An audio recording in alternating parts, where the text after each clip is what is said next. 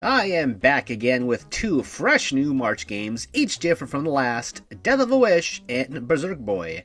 Are these indies worth your time? Let's begin with this duel-based review with Death of a Wish. It is one of the coolest looking games I have seen in quite some time. Did you ever use those black sheets with stencils in school to make drawings like this? Or watch that final episode of Evangelion that had limited scratchy animation? Yes? No? Well, those two things had to have inspired the game, and if not, well, it still looks cool.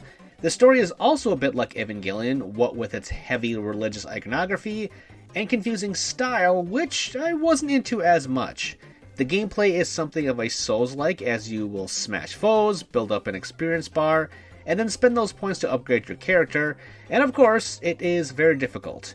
Those points aren't lost in death, and instead, death gets added to a percentage total that will eventually start to make you lose it through time and make the game harder. The combat was fun enough, especially the more you unlock perks and different combat styles, but the chaotic nature of the art style actually made it hard to track at times, so it was a detriment, even though it looked awesome. It's a neat concept. That's just my basic bottom line. Next, Berserk Boy is our other game of the day, and it feels heavily inspired by Mega Man Zero. Instead of blasting foes with a cannon or sword, the hero, Kai, will instead use dashing and electricity to defeat them. Simply dash into an enemy and then link that charge with an electric zap. It takes some time getting used to this combo system and the speed of everything.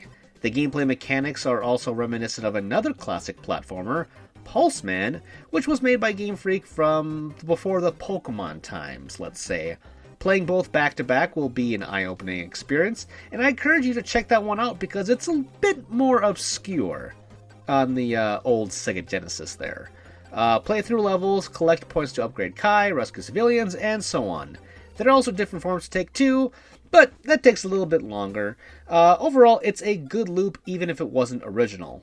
For me, Berserk Boy was the better of the two games, and yet it's still going to be a close call because I'm going to give both of them 7s.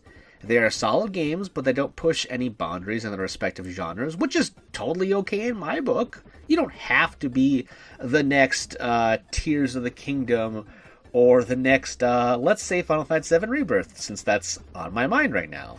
That's just how the dice roll, baby, and who knows what tomorrow will bring.